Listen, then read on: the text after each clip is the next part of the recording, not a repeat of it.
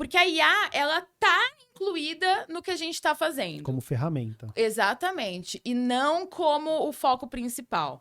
Por quê? Porque a gente está falando de estratégia.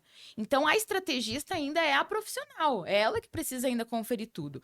Então, ao longo do tempo, a gente criou uma metodologia para criar estratégias de redes sociais.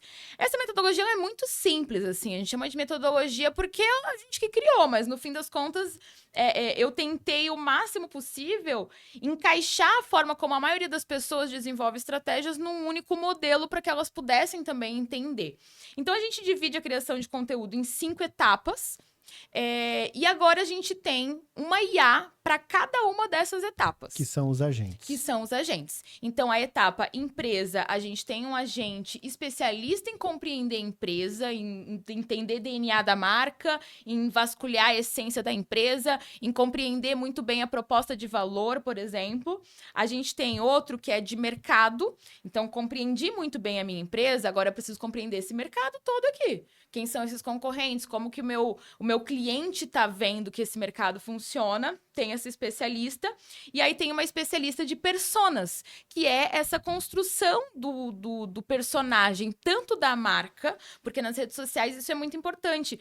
Eu preciso me entender como um personagem. Eu preciso ter muito bem definido qual que é meu tom de voz, qual que é a minha linguagem, como que eu me comunico. Tem uma coisa que eu costumo falar que é em relação... A gente tem dentro da metodologia, a gente tem uma outra metodologia, que é a régua da personalidade. Então, por exemplo, quando a gente está lá definindo uma marca, a gente fala assim, essa marca é animada. Quanto? Tipo a Narcisa? Aí a pessoa fala, não é tão animada assim. Então, eu preciso de uma régua. Sim. Se não é tão animada assim, então o quanto animada? Então, uma das coisas é essa definição de como que eu me comunico. E depois a gente compreende o nosso cliente. Aí, realmente a fundo. Aí você percebe que a gente tem muitos dados agora. A gente tem muita informação e geralmente a gente fica até meio maluca nesse processo de planejamento estratégico, porque eu levantei, e agora como que eu conecto?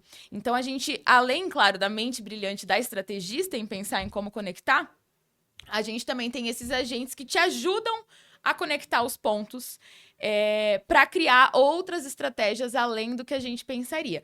Então, toda essa estrutura é o que a gente chama dos agentes de criação de estratégia da Okidoki. E cada vez mais a gente está se transformando num hub de soluções para social media.